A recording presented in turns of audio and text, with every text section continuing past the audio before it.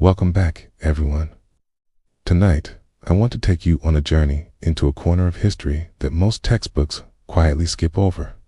It's a story not about kings or battles, but about ordinary women navigating extraordinary challenges. The backdrop is Victorian London's milky streets, gas lamps glowing through the fog, and a city alive with both glittering wealth and hidden struggle. Now, before we dive in, I'd love for you to take just a moment to support the channel. If you enjoy exploring these forgotten stories of the past, a simple like or subscribe helps me bring more of them to you. And, as always, I'm curious, where in the world are you listening from right now? Drop a quick comment with your location and time of day. It's incredible to imagine people drifting off to sleep with these stories across so many different time zones. So, get comfortable. Take a slow, deep breath, let your shoulders relax, and let your mind step away from the present for a little while. Imagine waking up in London in the year 1857, right in the heart of the Victorian era. This was a time of contradictions. Industry booming on one side of the city, while poverty clung to narrow alleyways on the other. Horse-drawn carriages rattled down cobblestone streets, while the air was heavy with coal smoke. The divide between rich and poor was sharper than ever. And survival often depended not on what you dreamed of doing, but on what options were left to you. Our focus tonight isn't on the grand houses of the wealthy or the glittering ballrooms you might picture from a period drama. Instead, we're going behind the doors of a quieter, lesser-known world. This was a life lived in shadows, but also a life filled with resilience, with unexpected moments of humor, of companionship, and yes, heaven, of dignity. Picture yourself waking in a small room. The window pane is frosted with the cold of early morning. The thin mattress beneath you has lost much of its softness, and when you step onto the wooden floor, it bites with winter's chill. You wrap a shawl around your shoulders and break the thin ice crust floating on a ceramic basin of water. That shock of cold on your face jolts you fully awake. It's the kind of detail that history books rarely dwell on, but for many, this was daily life. And it wasn't just about enduring the physical hardships. These women carried invisible weights, memories of lost families, struggles of poverty, hand and knee to keep moving forward despite society's harsh judgments. Yet, in their kitchens, over bread and tea, laughter still managed to echo. Friendships formed, routines provided comfort, and within the most difficult circumstances, humanity always found a way to shine through. That's the story we'll explore tonight. Not one of scandal or spectacle, but of survival and quiet strength. A hidden slice of Victorian London that reminds us history is never just about empires, it's about people. As the story unfolds, I want you to imagine yourself walking through the winding streets of London in the mid-19th century. A city caught in the strange balance of prosperity and hardship, where gas lamps flicker against a damp fog that rolls in from the Thames, and the sound of horses striking cobblestones echoes into the night. In this world, beneath the elegant facades of grand townhouses and the steady hum of industrial progress, there existed another rhythm of life, one not recorded in official histories or celebrated in novels, carried quietly in the everyday existence of women whose labor kept them both alive and bound to an uncertain future. Their lives were shaped by long nights, early mornings, and an endless cycle of preparation, routine, and resilience. This is not a tale of luxury, nor is it one of endless despair. Rather, it is a glimpse into the hidden domestic world behind closed doors, where survival required discipline, companionship, and a sense of determination stronger than the judgments of the outside world. These women woke each day knowing that they would once again have to play roles assigned not by choice, but by necessity, moving gracefully between private vulnerability and the carefully constructed images expected of them by society.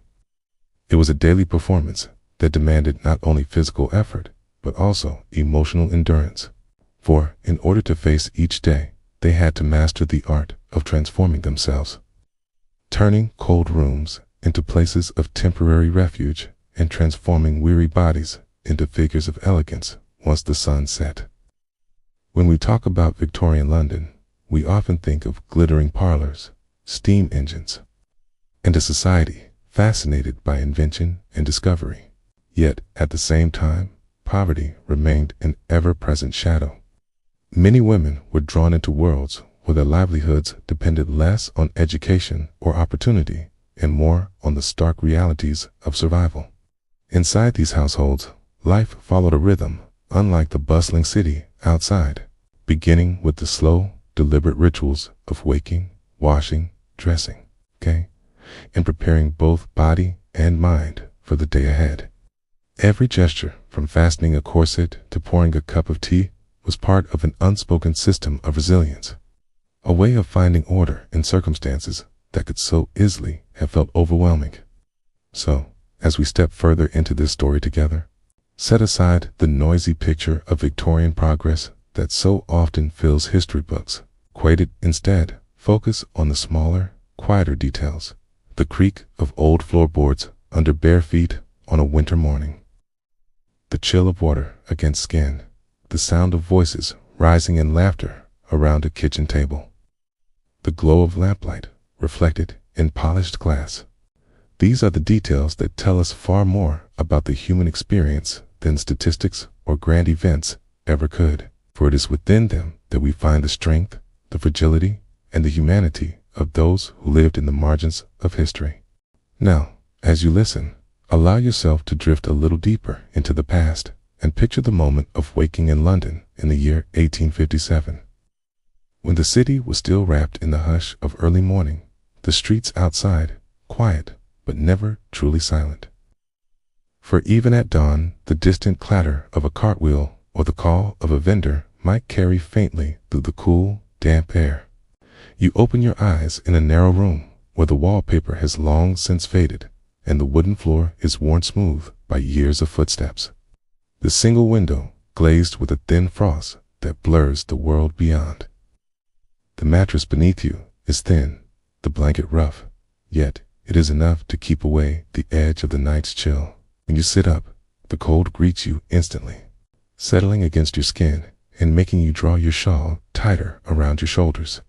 For a moment, you simply sit still, listening, aware of the soft creaks of the old building and the muffled sounds of others stirring in nearby rooms. You cross the floor to the washstand, where a small basin waits, the water within touched with the film of ice from the night. Breaking it with your fingertips, you splash the shock of cold against your face, the sensation sharp but strangely grounding, reminding you that another day has begun and must be faced with the same steady resolve as the last. There is no luxury here, no softness or ease, but in these small, deliberate acts, there is a kind of ritual, one that prepares the body and steadies the mind, with each layer of clothing stockings pulled carefully into place. A petticoat drawn over your head, laces tightened on the corset. You feel the gradual transformation from the vulnerability of sleep into the composed exterior you must carry through the hours ahead. Beyond the window, London itself is waking too.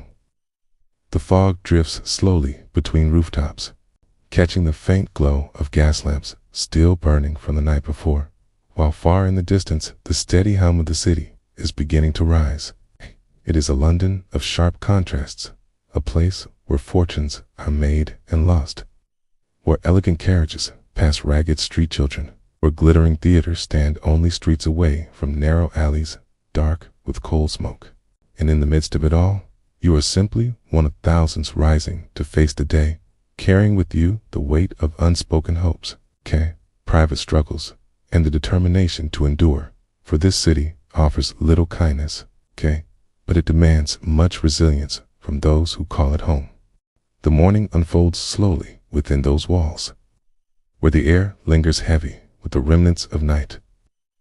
And the first task for anyone stirring awake is to summon the strength to leave behind the fragile comfort of the bed, as thin as it may be, and step into the reality of a room stripped of luxury and warmth.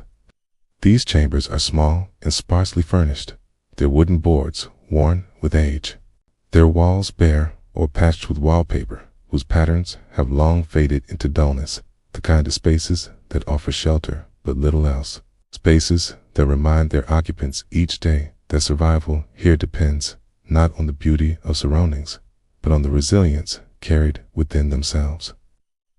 The rooms breathe with silence, broken only by the sound of feet against the cold floor, a creak of furniture, or the rustle of garments being gathered from the chair where they were laid the night before. The chill of the morning is often the first companion to greet them, seeping into every corner, nipping at fingers and toes, making each movement a deliberate act of will. At the washstand waits the inevitable basin of water, often edged with a thin crust of ice that must be cracked before it can serve its purpose. That shock of cold against the face is bracing, a ritual as much as it is a necessity, a way of casting away the haze of sleep and forcing clarity upon a mind that must be alert for the long hours ahead. Each stroke of the hands across the face, each sweep of hair pulled back from the eyes, becomes not only an act of cleanliness, but a moment of transformation, as if washing away the vulnerability of night and preparing a mask of composure for the coming day. Clothing, too, is part of this quiet ceremony. Stockings are drawn on carefully, one leg after the other, their wool scratchy but welcome against the cold. A petticoat is added, its fabric heavy and familiar, followed by the tightening of a corset, an act that requires both patience and practice. For its laces must be pulled firm enough to shape the body, yet loose enough to allow breath to flow freely. Over this come layers of plain dress, shawl, and, if fortune allows, a second set of stockings or a scarf to guard against the chill. By the time the dressing is complete, the person who awoke moments earlier, vulnerable and half dreaming, has been replaced by someone ready to face the expectations of the household and the demands of the day. And though the room offers little comfort, no plush chairs, no roaring fire, no luxuries to soften the start of morning, there is a strange consistency in the routine itself, a rhythm that brings with it a sense of control. In a life where so much is uncertain, where the city outside can be harsh and unyielding, the simple sequence of waking, washing, and dressing becomes a grounding force, a thread tying one day to the next, a reminder that no matter how heavy the hours ahead may feel, each morning can still be met with quiet determination and the resolve to endure. The basin waits in the corner of the room, its water left to chill through the night until it feels more like liquid glass than anything meant for comfort. And as fingers break through the thin crust that has formed across its surface, the cold rushes up instantly, a sting that makes the skin prickle, yet also sharpens the senses in a way that no gentle warmth ever could. The water is lifted in cupped hands, brought up to the face, pressed against cheeks, forehead, and eyes until the breath catches in the chest, the body recoiling instinctively before settling into the realization that this bracing ritual is the only way to truly awaken. Each splash drives away the last remnants of sleep, and with it the haze of dreams, leaving behind a clearer mind that knows the day must be endured one moment at a time. Hair, heavy from the night's rest, is smoothed back with damp fingers, strands pulled into some order, while the droplets, still clinging to the skin, seem to echo the chill of the room itself. Once the face and hands are dried with a rough cloth, the slow process of dressing begins. And here, too, there's a rhythm that belongs not only to necessity, but to routine, honed by repetition. Stockings are pulled carefully over feet that have already grown numb from the cold floor, their wool scratchy, yet providing a welcome barrier against the bite of morning air. The petticoat follows, its fabric heavier than it looks, falling in layers that swish softly as it is tied into place, a familiar weight settling against the body that somehow brings comfort through its constancy. Then comes the corset, waiting on the chair like a challenge to be met each day, its laces drawn steadily tighter, not in haste, but with deliberate precision, for this garment is both confinement and structure, shaping posture, demanding patience, and reminding its wearer that the image presented to the world must be carefully maintained.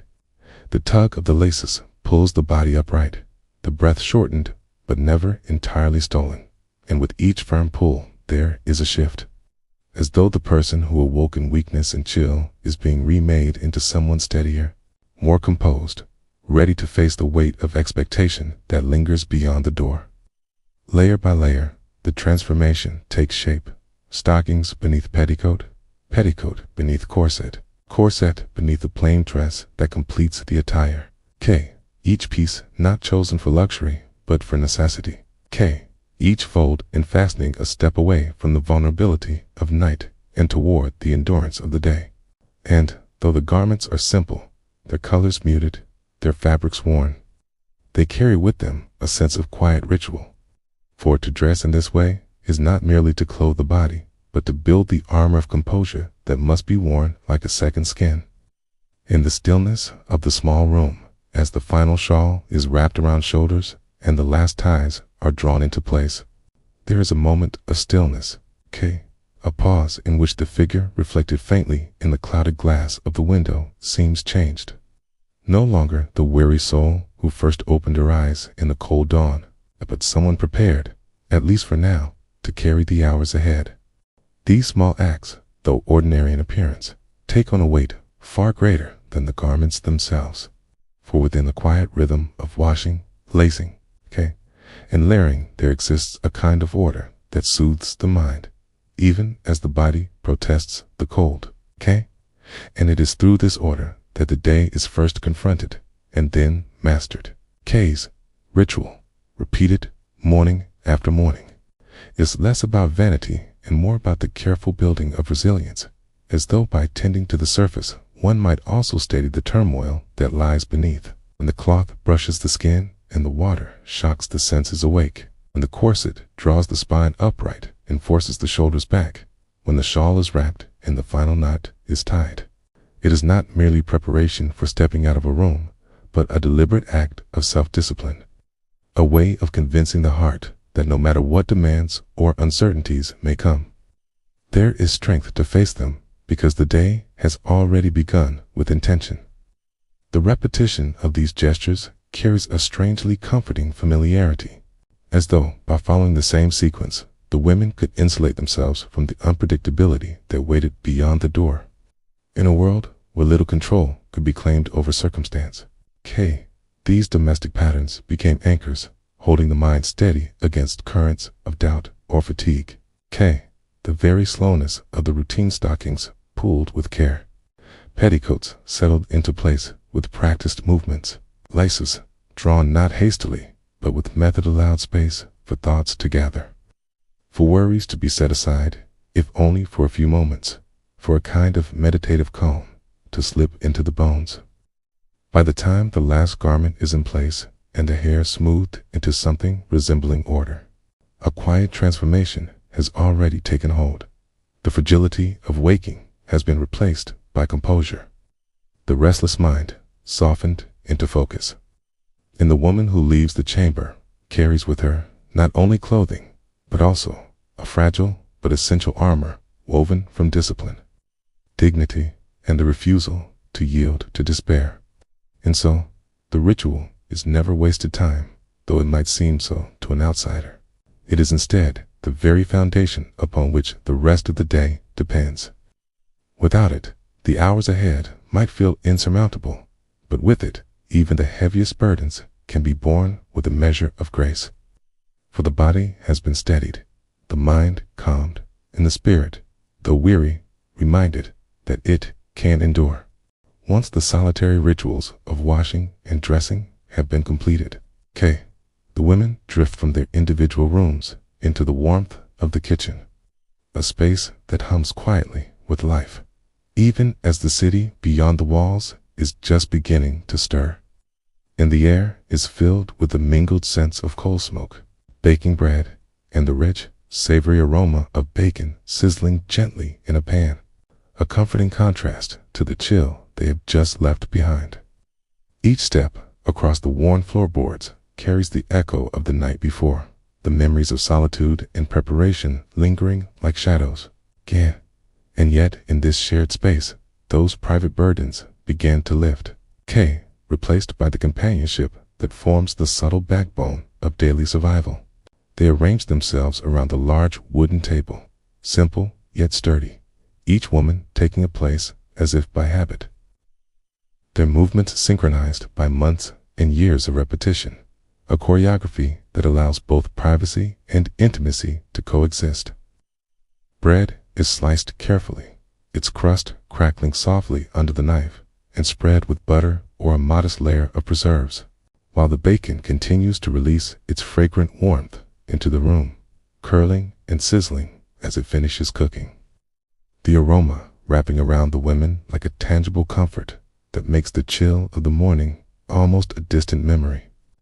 Tea is poured from a chipped porcelain pot into mismatched cups, steam rising in lazy spirals as conversation begins in quiet, measured tones, hesitant at first, but gradually gaining the easy cadence of shared familiarity. Names are exchanged, news of the city discussed in half-whispered commentary, and small concerns voiced with the subtle humor and gentle teasing that comes only from those who share both the hardships and the rhythms of a common life. There is a sense of ritual here too, different from the solitary acts in the bedroom, for these breakfasts are not only sustenance, but also a delicate reinforcement of the bonds that allow each woman to carry the day forward.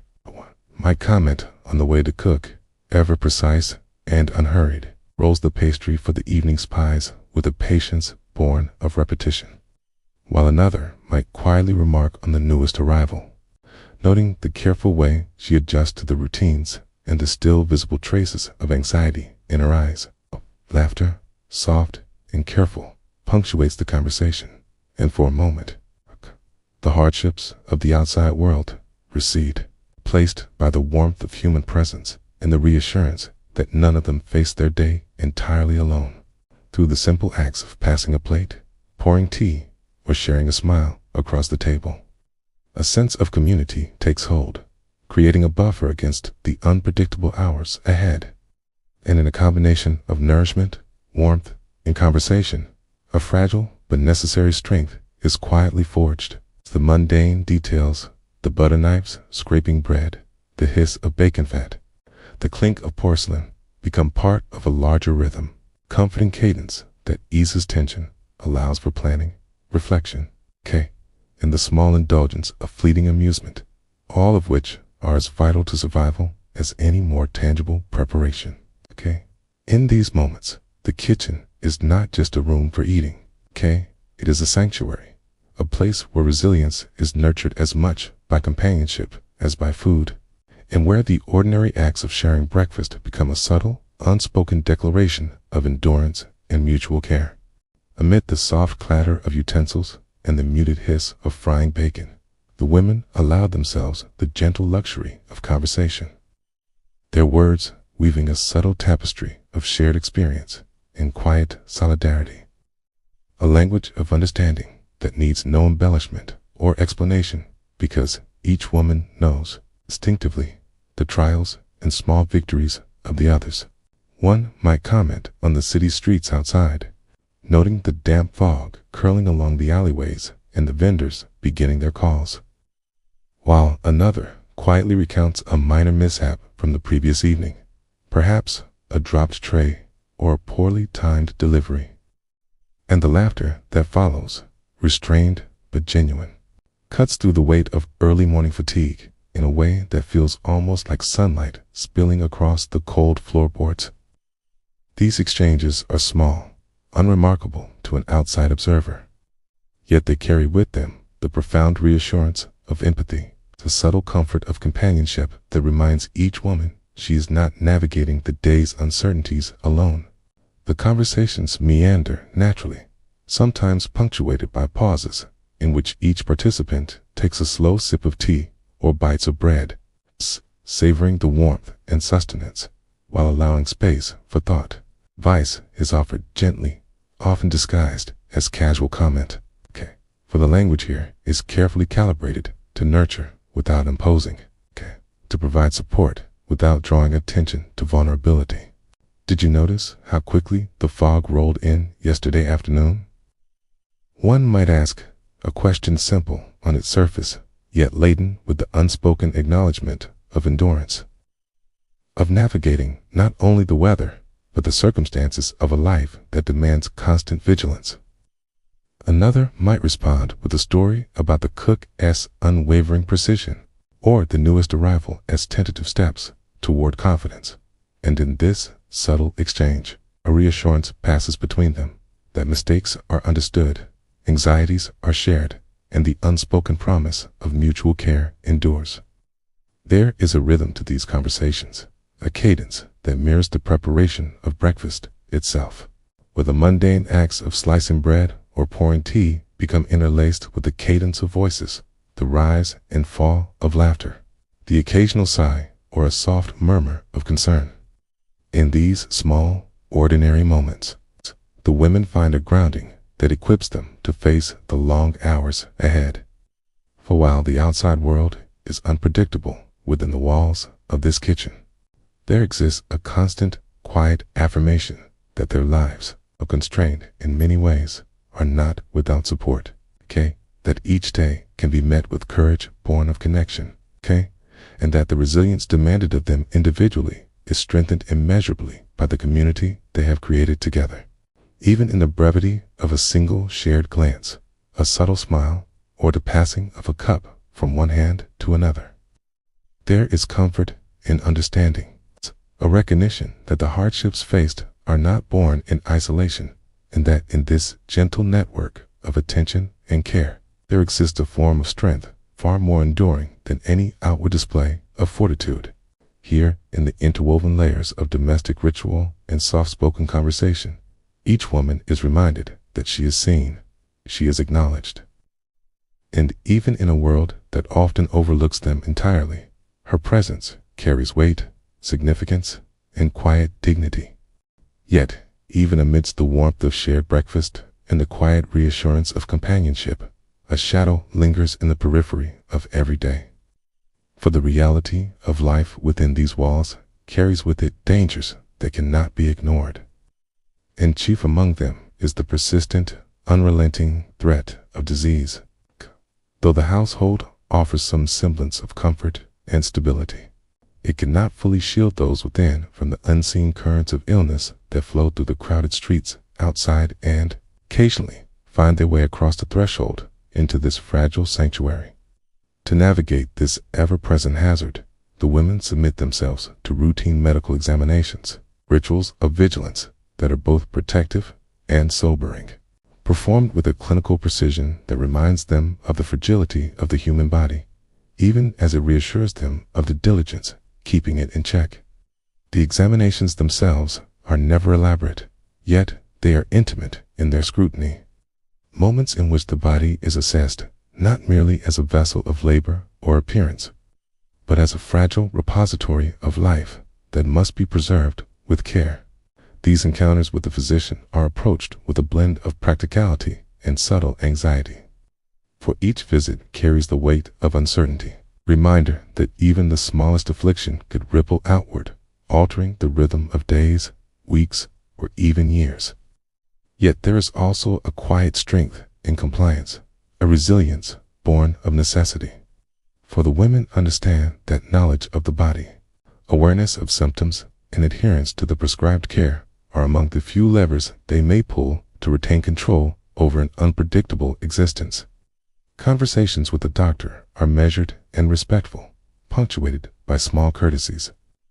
The exchange of words that humanizes what could otherwise feel like an impersonal scrutiny. And through these interactions, a subtle affirmation emerges that their bodies matter, that their health is observed, and that even in a world that can feel indifferent, attention and precaution can offer protection against some of its harsher realities. And yet, the awareness of risk is never far from thought, forming an undercurrent to every action, every step, every smile exchanged in the warmth of the kitchen or the muted light of the parlor. The women learn to move with care, to balance diligence with grace, understanding that hygiene, routine, and vigilance are not mere formalities, but lifelines. Every brush of the hand against clean linen, every careful wash of the face or hands, every measured gesture of preparation is informed by the quiet, unspoken knowledge that the body is both the instrument of livelihood and the fragile vessel of survival. Through this constant interplay of precaution and routine, a delicate equilibrium is maintained. The mind is steadied by ritual, the body monitored with vigilance, and the spirit fortified by the understanding that endurance is not only a matter of courage, but also of careful attention, meticulous care, and the quiet discipline of knowing that some battles are fought not in confrontation, but in the measured preservation of health and self. As the day unfolds and the hours stretch toward evening, the rhythm of the household shifts subtly but unmistakably, and with this shift comes a renewed awareness of the body's demands and vulnerabilities.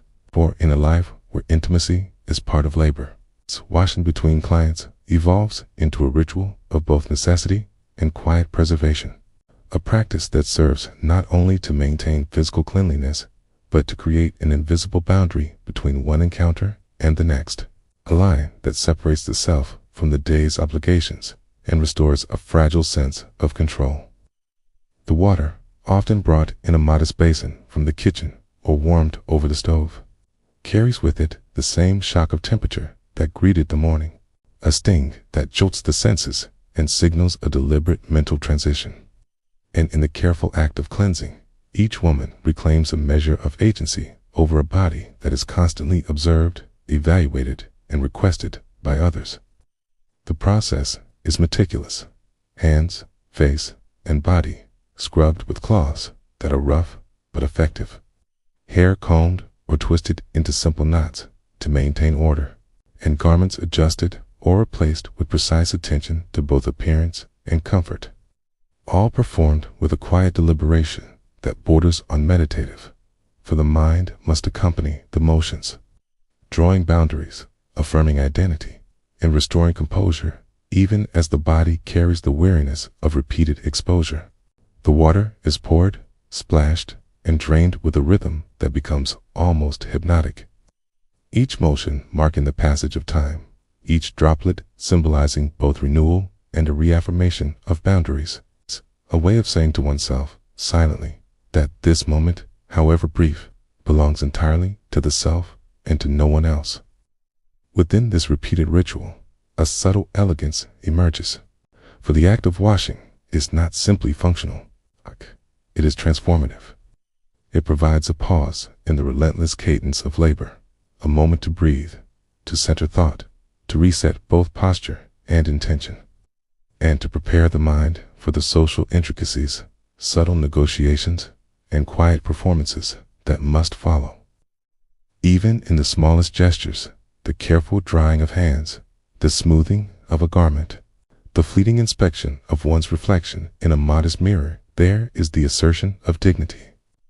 A statement that, despite the relentless demands of the day, the body, and by extension, the self, is observed, cared for, and preserved with intention.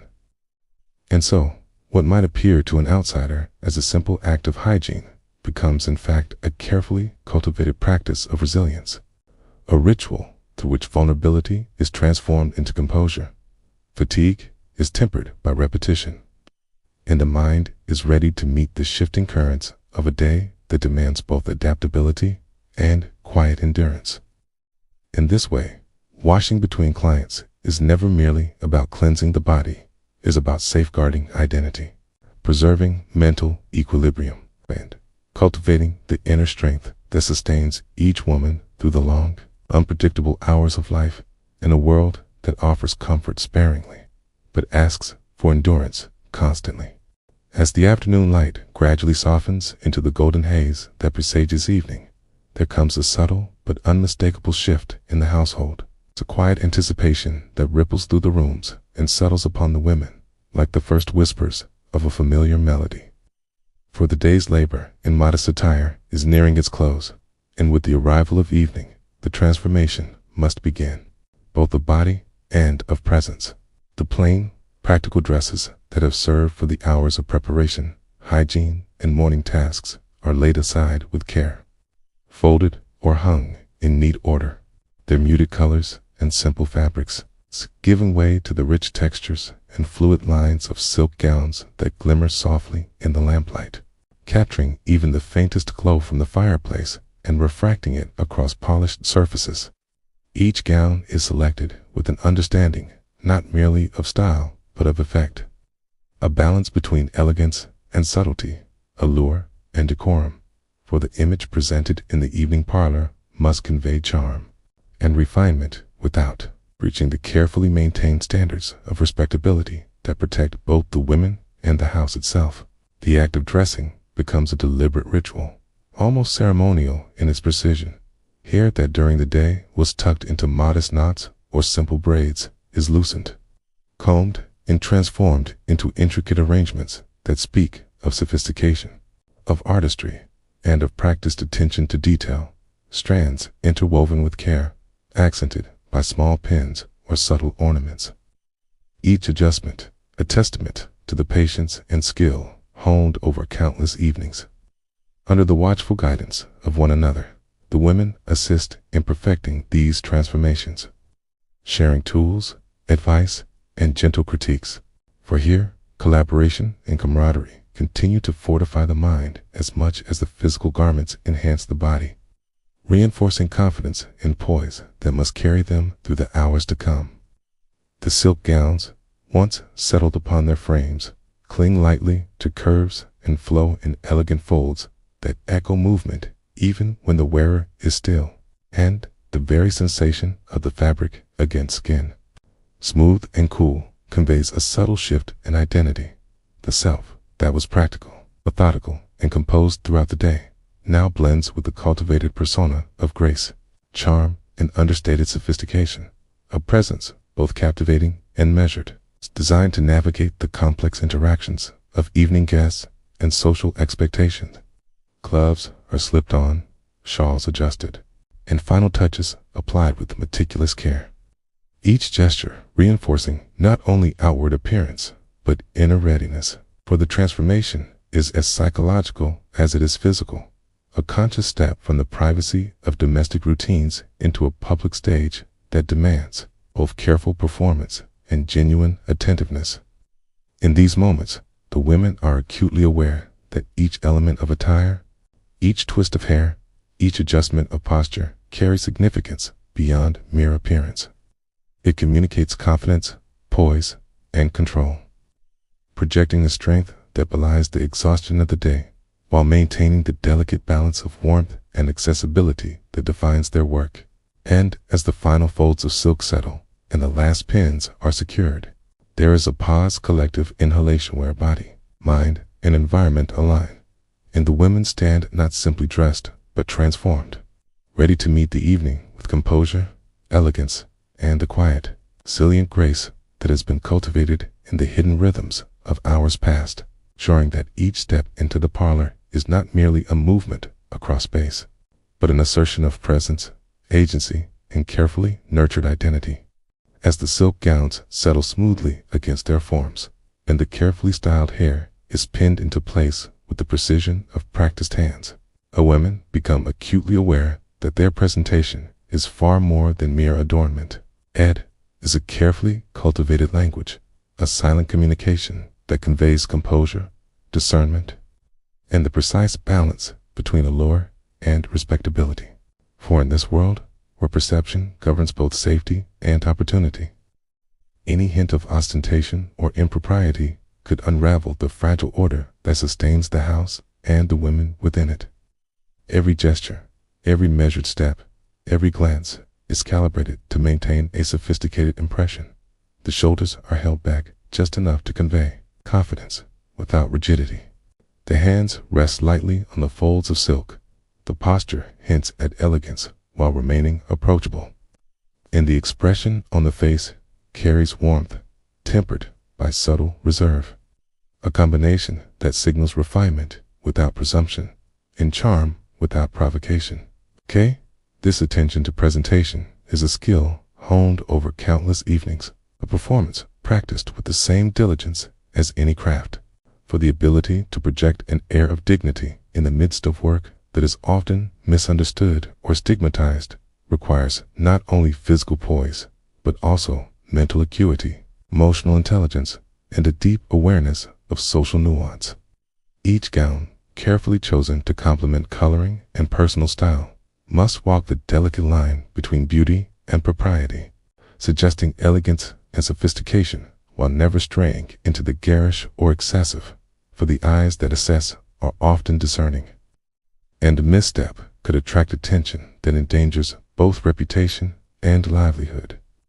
Even the smallest details, the subtle gleam of a pearl pan, the soft rustle of silk against skin, the controlled cadence of a smile imbued with intention, a careful orchestration of appearance that conveys not only charm, but competence, self-respect, and a quiet assertion of personal agency. And yet, beneath this meticulous surface, there is a profound understanding that presentation is not only about others' perceptions, but also about self-possession.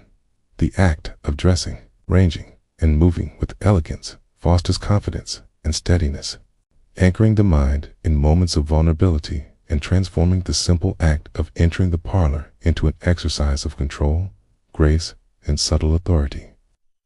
Every gesture is both shield and signal, a demonstration that even in circumstances where societal power is constrained, the body and mind can assert their presence, demand recognition, and command respect through refinement, composure, and the understated sophistication cultivated in the hidden hours of preparation.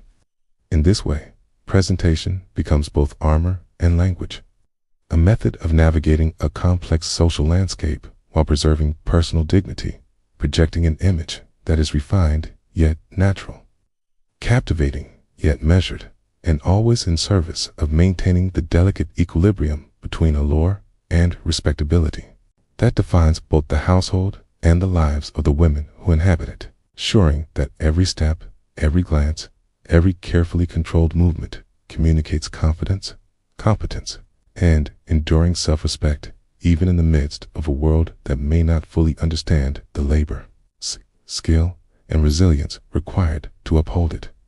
As the evening deepens and the muted glow of lamplight softens the edges of the room into gentle pools of warmth, the front door opens with a measured creak, signaling the arrival of the first guest, and the atmosphere shifts subtly, charged with a quiet tension that is both anticipation and ritualized routine.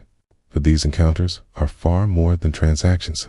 They are intricate dances of social navigation, an art as exacting and nuanced as any practiced in a drawing room or study, yet shaped by the particular intimacy of this hidden world.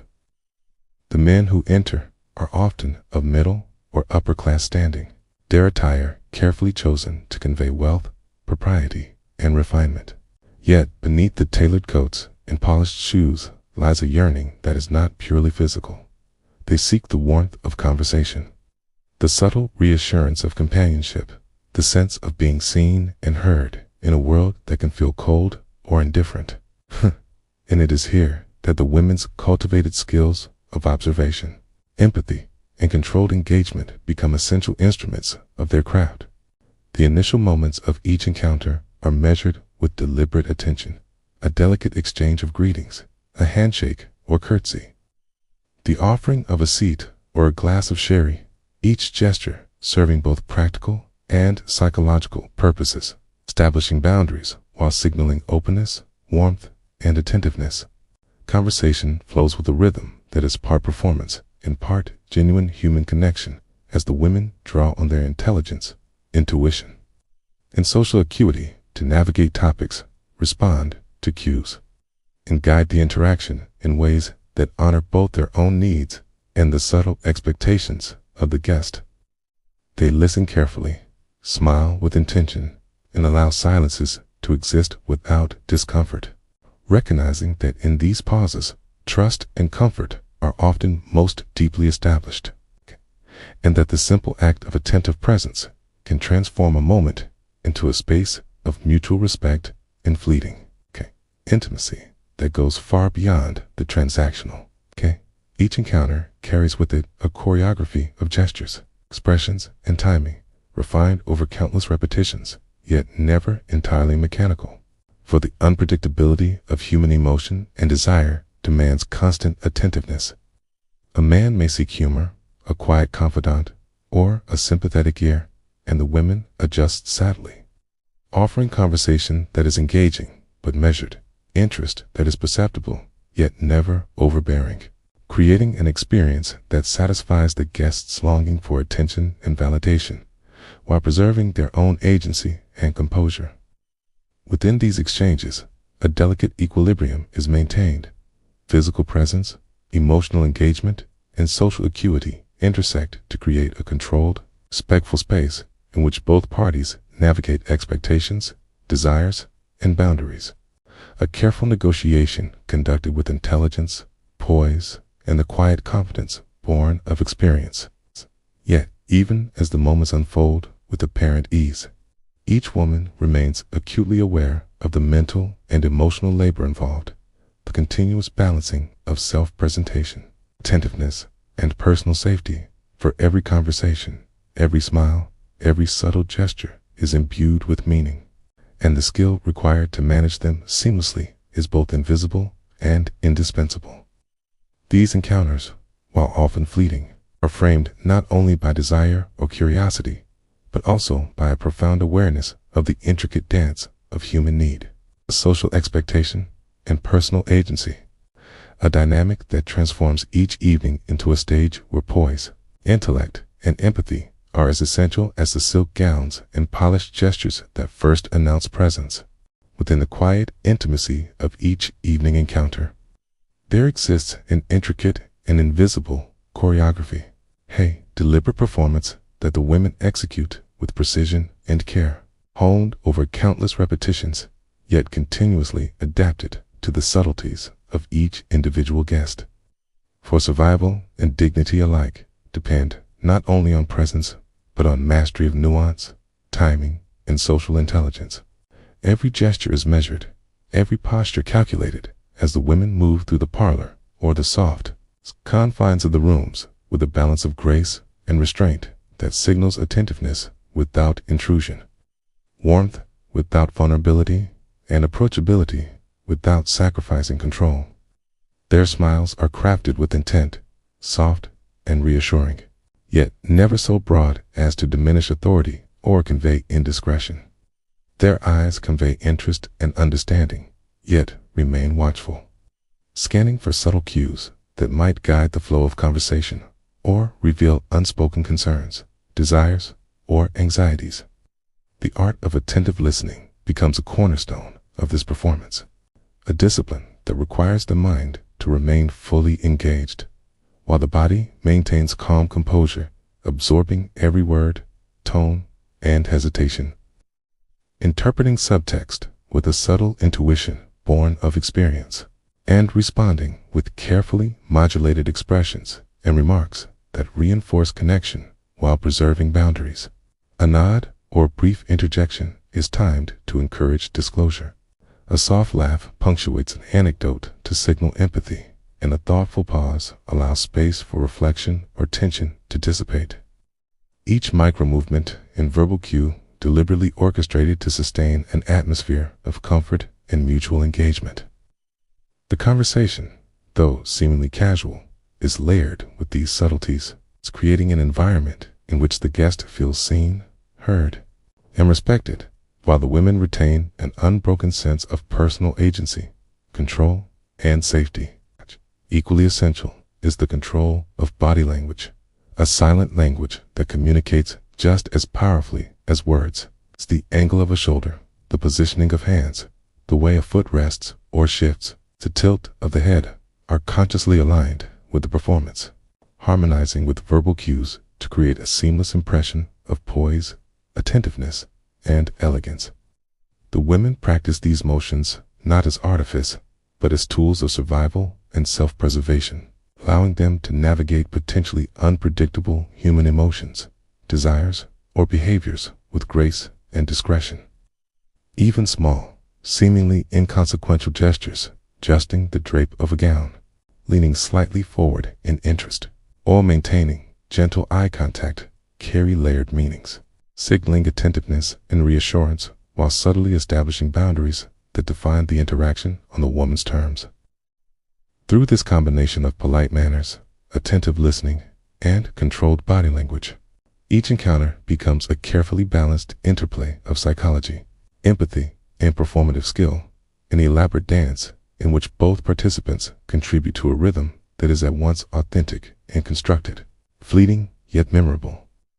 It is in this delicate calibration that the women find both protection and empowerment, demonstrating that the mastery of social performance is as vital to their livelihood as any tangible skill, and that in the careful negotiation of presence, expression, and response, they assert not only professionalism but a quiet, enduring agency that sustains them in the hidden corridors of Victorian life, amidst the careful choreography of conversation, gestures, and attentiveness.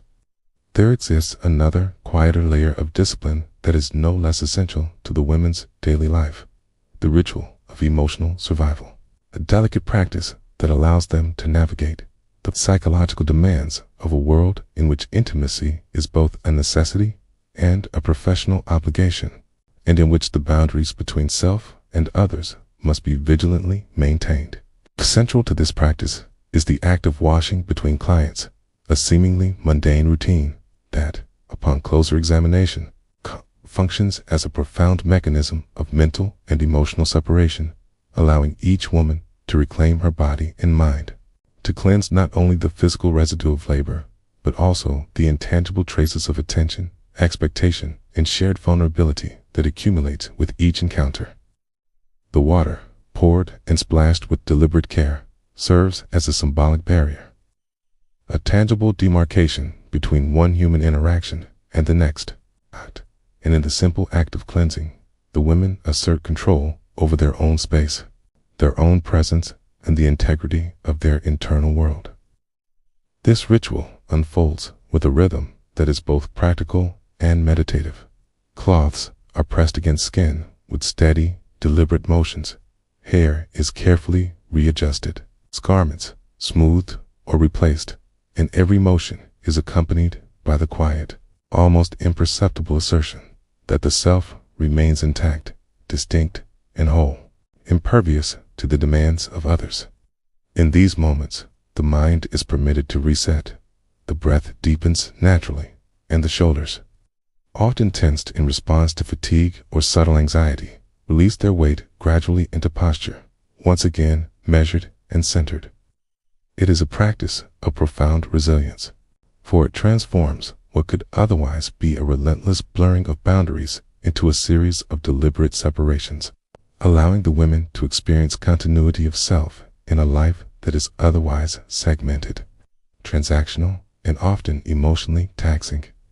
Beyond its practical purpose, the act of washing functions as a mental and emotional signal, a quiet affirmation of autonomy and presence. Each splash of water, each careful adjustment, each small gesture of personal care communicates to the mind that one chapter of the day has concluded, and another, entirely separate and self-contained, is about to begin. The ritual allows them to move forward with composure, grace, and readiness, protecting not only their physical well-being, but also the delicate equilibrium of their emotions, ensuring that no single encounter, no matter how taxing or intimate, leaves lingering shadows over the interactions that follow. In this way, ritualized cleansing becomes both shield and salve, a disciplined practice of self-preservation that transforms repetition into agency, fatigue into mindfulness, and the demands of work into a framework within which resilience, dignity, and emotional survival can flourish quietly yet powerfully. After the carefully orchestrated encounters have concluded, and the quiet ritual of cleansing has restored both body and mind, the women often retreat to the heart of the house to warm, bustling kitchenware, the clatter of utensils, the aroma of baking bread, and the gentle hiss of simmering stews create a sanctuary of ordinary life amid the extraordinary demands of their work. And in this space, they allow themselves a rare, unguarded exhalation, a soft release of tension that has been held with such deliberate care throughout the day. Here, in the modest but comforting surroundings of the kitchen, laughter bubbles quietly between the women. A gentle and fleeting sound that cuts through the lingering fatigue and reminds them that beneath the careful performance, the measured gestures, and the ever-present vigilance, they remain human, capable of joy, camaraderie, and simple companionship, even in a life marked by challenge and societal misunderstanding. The moments are small but precious. The exchange of a teasing remark about an earlier mishap, the shared approval over a perfectly kneaded pie crust, the subtle empathy conveyed in a glance across the table when one woman senses another's lingering weariness or anxiety. Each act of interaction knitting them together into a fragile but essential network of support and understanding. Conversation drifts naturally, touching on mundane concerns, the weather, a neighbor's recent news, a new dress being made, yet, even in its apparent triviality, these exchanges carry a profound weight, offering reassurance, solidarity, and a reminder that their lives, though compartmentalized by labor and necessity, are threaded together with moments of human connection that anchor them to one another and to themselves. In these shared intervals, the women momentarily reclaim the rhythms of ordinary existence, sipping tea, savoring the comforting textures of bread or bacon, adjusting aprons, exchanging stories of small domestic victories, all of which serve to buffer the emotional intensity of their work, reinforce trust and empathy, and provide a space where they may simply be, without expectation, performance, or obligation. The kitchen becomes a refuge, not only for the body, but for the mind, a place where they can decompress, shed the careful vigilance of the parlor, and permit themselves the warmth, humor, and fleeting sense of normalcy that sustains them in ways both subtle and profound. Even the act of preparing food, rolling dough, or washing dishes is imbued with a quiet, therapeutic cadence.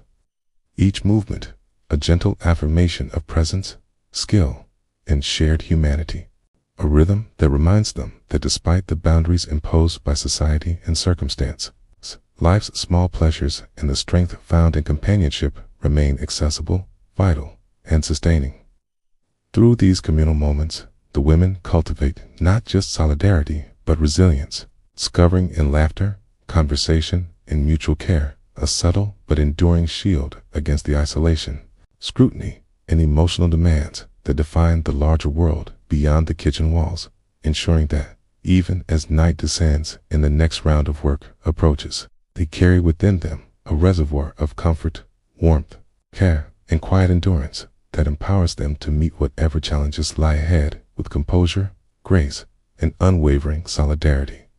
On the rare occasions when errands take them beyond the safety and warmth of the house, the women step into the sprawling labyrinth of Victorian London streets, where the clatter of horse-drawn carriages, the distant whistle of factory steam, and the constant murmur of crowds form a living, breathing tapestry of urban existence.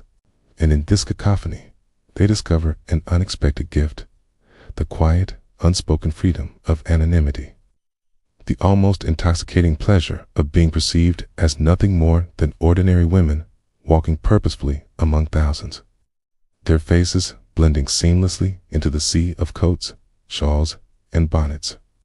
When no gaze lingers long enough to discern profession, history, or circumstance, every step along the uneven pavement, every careful negotiation of puddles and street debris becomes a subtle reclaiming of self, a momentary suspension of the carefully curated personas required within the house, and an opportunity to inhabit the public sphere, not as performers or laborers, but as individuals whose presence is acknowledged only as part of the broader rhythm of city life.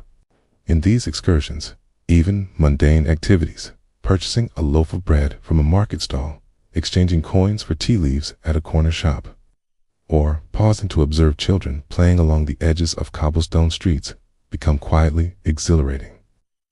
For the simple act of moving unobserved through public spaces transforms into a rare exercise in autonomy, a fleeting assertion of control over one's identity and pace, unhindered by expectation or judgment. Their eyes take in the complexity of the streets, the merchants hawking wares with practiced exuberance, the jostling of passers-by navigating narrow alleys, the interplay of light and shadow across soot-stained buildings, and the subtle gestures of civility or rudeness that mark the social fabric of the city, all of which remind them that life beyond the walls is rich, textured, and alive, even if only temporarily accessible. The anonymity also carries a profound psychological relief. In these moments, they are liberated from the constant vigilance required within the house, unburdened by the need to sustain elegance, charm, or controlled attention, and able, instead, to walk with the natural sway of their bodies, to breathe more deeply, to meet the world on their own terms. The pleasure lies not in the absence of work, but in the temporary shedding of the roles they must perform. A quiet liberation that allows for reflection, observation, and even fleeting daydreams about possibilities beyond the boundaries imposed by circumstance. A reminder that identity is multifaceted, and that, however constrained their professional lives may be, they retain an intrinsic human freedom that cannot be fully confined. Even the simplest interactions, nodding to a fellow passerby, observing a child chasing a hoop down the street, noting the vibrant patterns of shop signs and window displays, take on heightened significance, serving as small affirmations of presence and individuality within a world that otherwise regards them through narrow social definitions. In this temporary invisibility, there is safety, pleasure, and a subtle assertion of agency, a reminder that the women are not solely defined by the labor they perform or the roles they inhabit within the house, but by their awareness, perceptiveness, and the quiet strength that allows them to claim these moments of ordinary life, even if fleeting, as their own, blending seamlessly into the urban flow while retaining, invisibly and indomitably, the self that underlies all performance. As the golden hues of dusk fade into the deep indigo of night, the atmosphere inside the house shifts subtly, charged now with the anticipation and rhythm of evening work, where the quiet domesticity of daylight hours gives way to the carefully orchestrated activity of multiple encounters unfolding simultaneously behind closed doors, each room a private stage for a delicate interplay of attentiveness, social skill, and ritualized performance that the women navigate with practiced composure and quiet vigilance, aware that every gesture, glance, and carefully measured word contributes to both the satisfaction of the guest and the preservation of their own dignity. The front door opens and closes with a muted echo that seems to pulse in tandem with the rising heartbeat of the house, signaling the arrival of one guest after another, each bringing with them unique expectations, moods, and desires that must be anticipated, met, and guided with both intelligence and empathy. And in these moments, the women move with a fluidity that blends precision with grace, carrying drinks, adjusting linens, and positioning themselves in ways that convey warmth and attentiveness without compromising control or personal boundaries. In the parlor, low murmurs of conversation weave together with the soft clink of glassware and the occasional laughter that bubbles lightly between rooms, forming a subtle soundtrack of human interaction that underscores the complexity of the evening's activity, a rhythm that is both practiced and improvisational, responsive to the nuances of each guest while rooted in the discipline of routine. And it is here that the women's dual mastery of presence and performance becomes most evident. Their movements are deliberate, yet seemingly effortless, their expressions engaging, yet measured, their attentiveness palpable, yet restrained as they balance the intricate demands of social skill, emotional labor, and professional responsibility with a poise that masks the constant calculation and adaptability required to navigate each moment successfully. Meanwhile, the rooms themselves are transformed into carefully curated spaces of comfort and subtle allure. the soft glow of lamplight casting gentle shadows across well-tended furnishings, the air infused with a faint aroma of scented oils or polished wood. And every detail, from the positioning of cushions to the smooth presentation of drinks and small indulgences, serves as part of a broader strategy to create a controlled, inviting environment in which both guest and host can participate in the carefully managed interplay of intimacy, conversation, and discretion.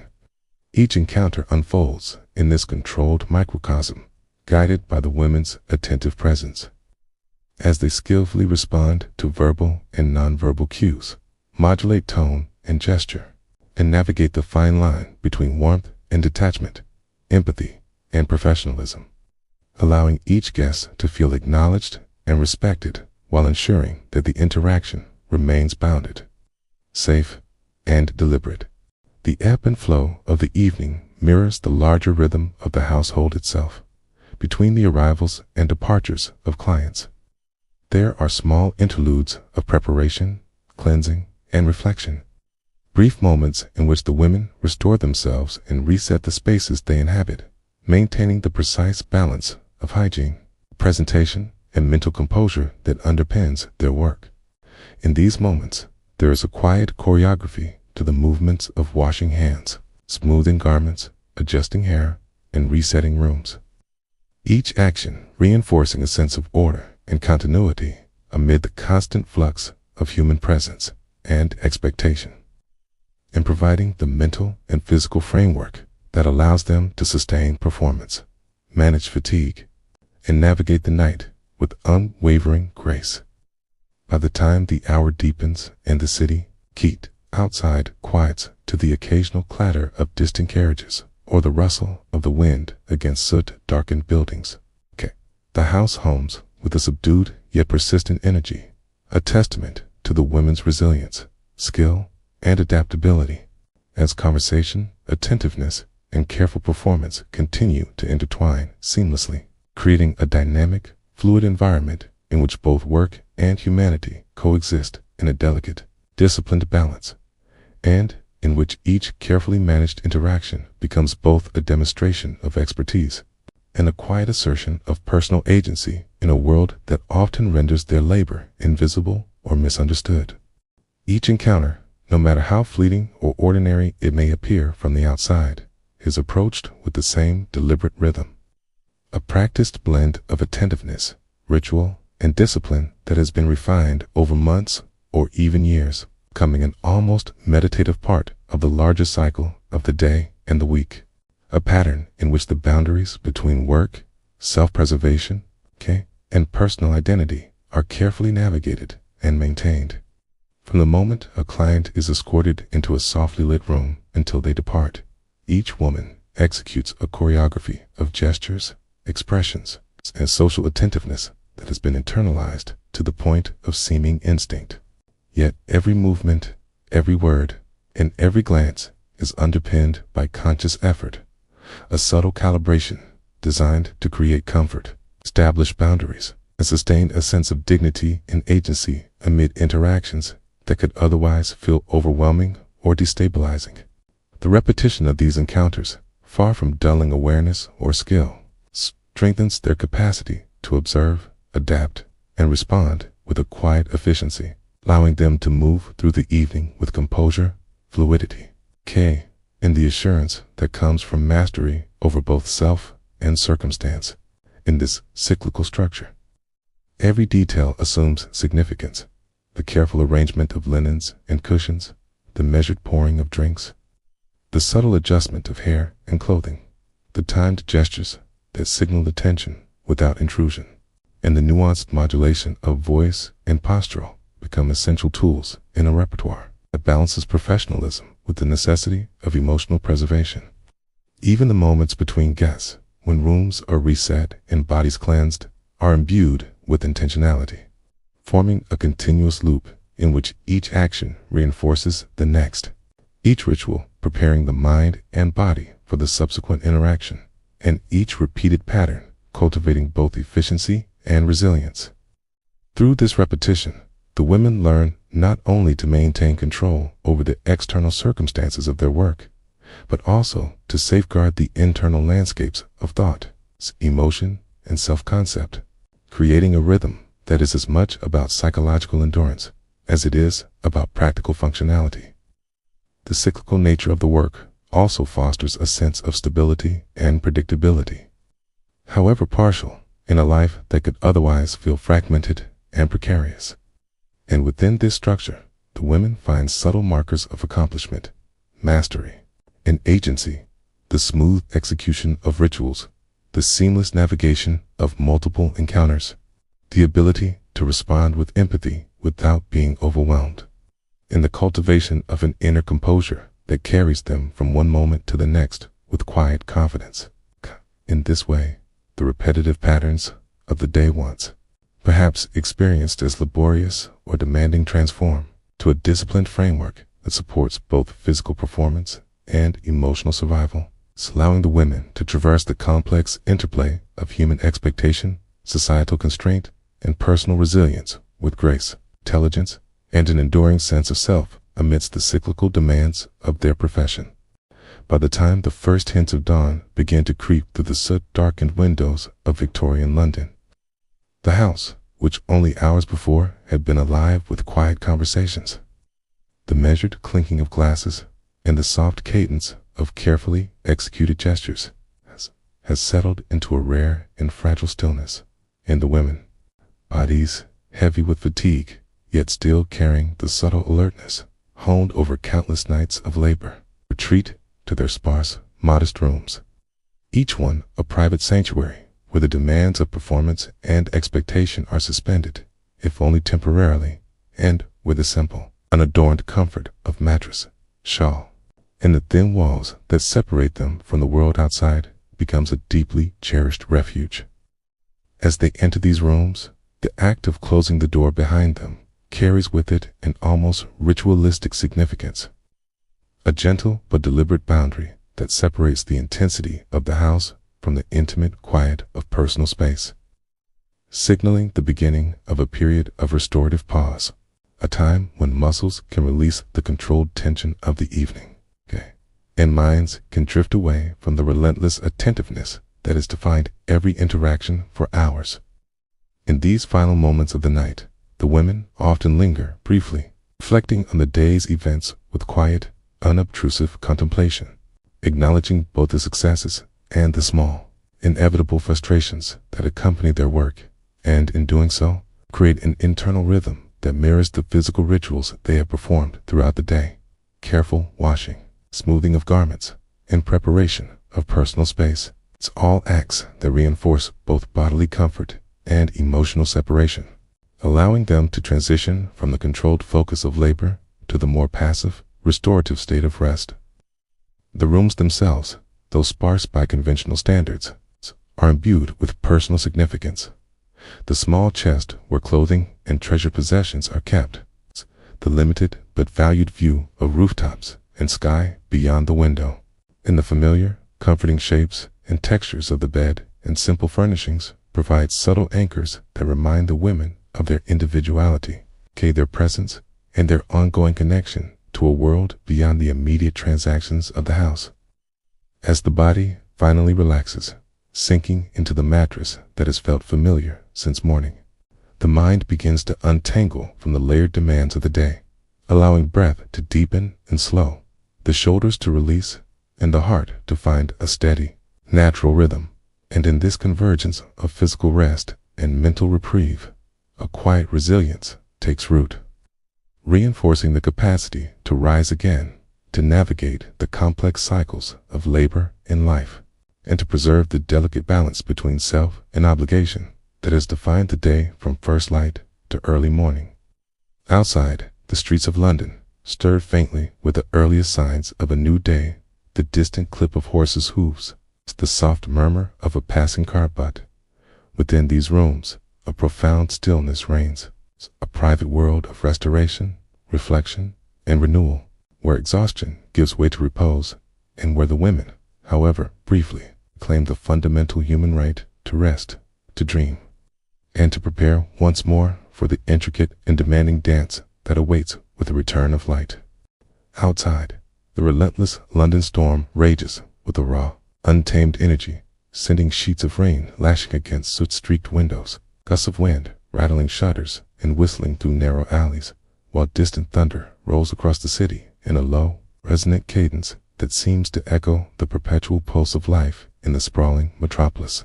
Yet, within the walls of the house, a profound sense of refuge and warmth holds sway, creating a sanctuary where the women can finally surrender the vigilance and poise demanded by their work. Feeling the comforting embrace of safety that contrasted sharply with the tempest beyond. And in this juxtaposition, the fragility and preciousness of their rest becomes unmistakably clear. Each sound of rain against glass, each gust of wind around corners and chimneys, reminding them that while the world outside remains unpredictable, harsh, and often unforgiving, within these walls there exists a carefully maintained sphere of control, calm, and quiet restoration. The storm's presence serves almost as a lullaby, a rhythmic accompaniment to the deepening stillness inside. The patter of rain mirrors the gentle, steady rhythm of slow, measured breaths. The occasional crack of distant thunder punctuates moments of reflection, yet fail to disturb the sanctuary the women have created for themselves. A refuge born not only of walls and doors, but of ritual, habit, and carefully nurtured routines that protect both body and mind. As the wind howls and puddles swell along the uneven streets, there is an ironic comfort in knowing that the chaos of the outside world, with all its unpredictability and cold, wet danger, is kept firmly at bay, held outside by both the physical barrier of the house and the invisible boundary of the women's deliberate detachment. A reminder that even amid the harshest elements, human ingenuity, preparation, and resilience can create islands of safety and repose. Within this cocoon of warmth, the women feel the cumulative weight of fatigue begin to lift gently, placed by a quiet satisfaction in having navigated the day's intricate demands, in having preserved composure, dignity, and even a measure of autonomy, despite the complex social and economic pressures that define their lives.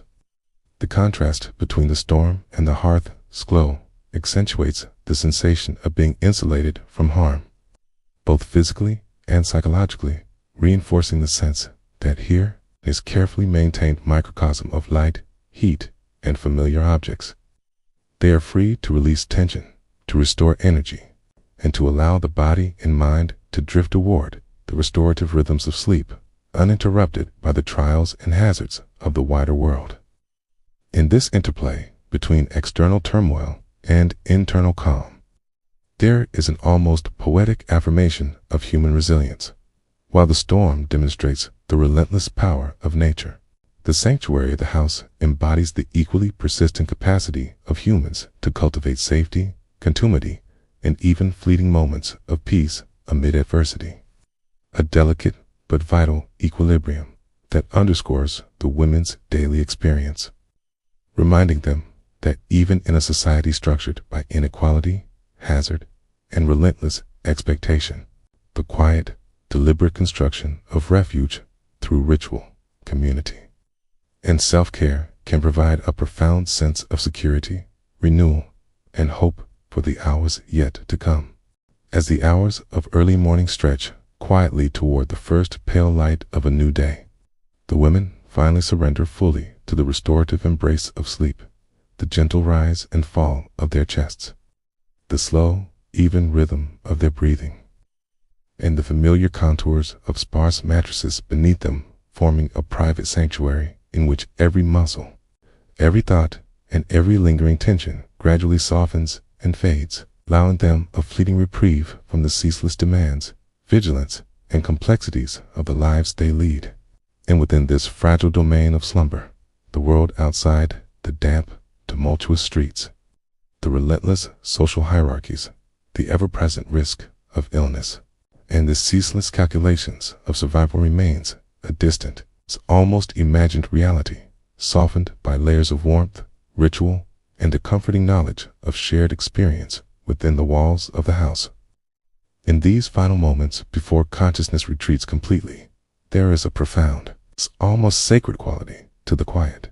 The soft murmur of a chimney settling, the distant echo of water dripping somewhere unseen, the muted shadows of furniture stretching in the faint glow of a dying lamp all combine to form a cocoon of sensory reassurance. A world carefully bounded and controlled, in which the women can temporarily let go of the relentless performance of social skill, attentiveness, and emotional management that has defined their waking hours. Here, there is no need to maintain posture, modulate tone, or negotiate the delicate balances of attention and empathy. Here, the body and mind are allowed to exist without expectation, without scrutiny, and without consequence, inhabiting the most fundamental human experience, rest. The quiet sleep that envelops them is more than mere physical recuperation.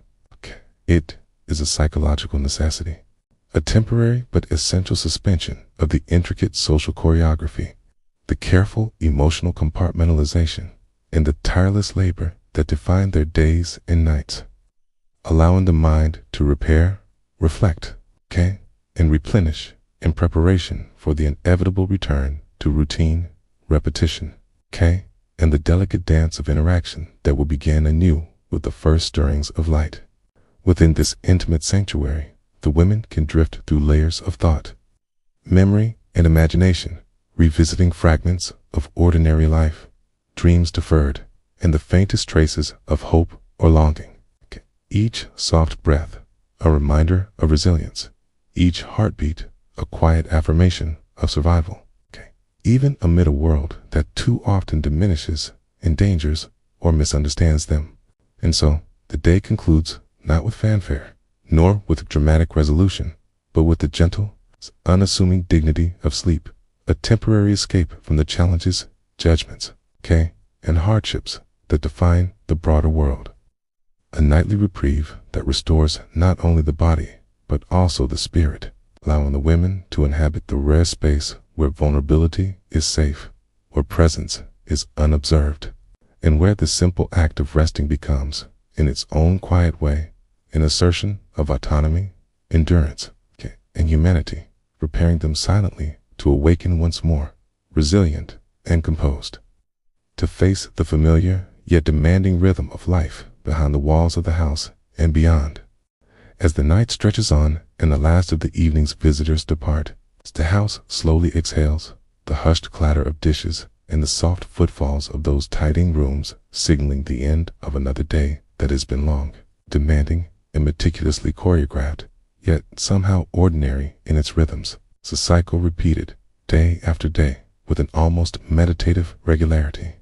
In the quiet that follows, the women move through the house with practiced ease, performing small, habitual tasks with minimal thought, the resetting of linens, the careful washing of hands and faces, the folding of garments, the placing of chairs and cushions back into their precise positions. Through these motions, they carve out a liminal space between the intensity of their work and the private world of personal reflection, a space in which both body and mind can begin the slow, deliberate process of unwinding. It is in these moments, when the house is dimly lit by the flicker of dying lamps and the pervasive glow of embers in the hearth, that the women can feel a subtle relief settle over them, a soft awareness that the pressures of performance, the vigilant attention to gestures, tones, and expressions, and the careful management of human interaction are temporarily suspended, leaving only the comforting familiarity of personal space, the muted textures of well-worn furniture, and the quiet companionship of shared experience. By the time the earliest hints of morning light begin to pale the sky, the women, exhausted yet composed, make their way back to the modest, sparsely furnished rooms that have been their private sanctuaries throughout the day.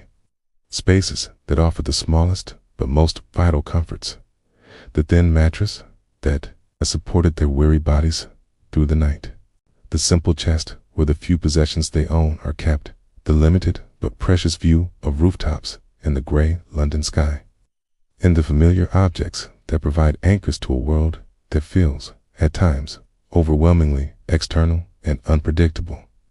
Each step, each action, becomes a small ritual of closure, a way of marking the transition from labor and engagement to rest and renewal. The act of closing the door behind them carries not only the literal barrier of wood and lock, but also a symbolic release, a quiet separation from the relentless pace, scrutiny, and social negotiation that has defined the hours since they first awoke in the pre-dawn chill. Outside, the city persists in its endless motion. Rain drums on cobblestones. Gusts of wind toss scraps of paper and debris into dim streetlights, and distant voices of night laborers or early risers echo faintly along narrow alleys. The storm, relentless and untamed, contrasts sharply with the calm and warmth of the house, creating a vivid boundary between the chaos of the outside world and the carefully maintained sanctuary within. The women cocooned in these modest rooms feel the starkness of this contrast acutely, sensing both the fragility and the preciousness of their refuge, and in that awareness, a deep sense of quiet gratitude emerges. A recognition that even amid the hazards, pressures, and inequalities that shape their lives, there exists a small, controlled sphere in which they can recover, breathe, and reclaim some measure of safety and autonomy. In these final hours, the rituals of the day, the careful washing, the measured gestures, the attention to dress, posture, and social engagement fade into memory, leaving space for the more fundamental human needs: rest, reflection, and the soothing balm of temporary reprieve. Sleep arrives, not with fanfare, but with a gentle inevitability, enveloping the body and mind in its restorative embrace, offering the rare opportunity to drift entirely free from expectation, observation, and obligation, to inhabit a private, uninterrupted world where nothing is demanded beyond the most basic requirement of being, of simply existing. Even as the storm outside continues its ceaseless rhythm, the women are insulated from it by both the physical walls and the protective routines that have become second nature, and within this quiet, unassuming sanctuary, a fragile but profound peace takes hold. It is here, in the soft cadence of nighttime breathing, in the familiar shapes and textures of their rooms, and in the comforting knowledge of temporary safety, that the women reclaim the most elemental human right, the ability to rest, to dream, and to recover in preparation for the next day's cycles, with all their intricate demands, subtle performances, and delicate negotiations. The day has ended. The storm rages beyond the walls, and within, the women sleep, suspended for a few hours from the challenges of life, from the pressures of labor and social expectation, and from the uncertainties of the world outside, their bodies and minds restored, if only briefly, by the restorative quiet of night. And so, as you lay your head down and close your eyes tonight, take a slow, deep breath. Let your shoulders relax and allow yourself to be carried gently into rest, knowing that even in the midst of life's storms, there is a space for calm, reflection, and quiet renewal. Good night, and sleep well.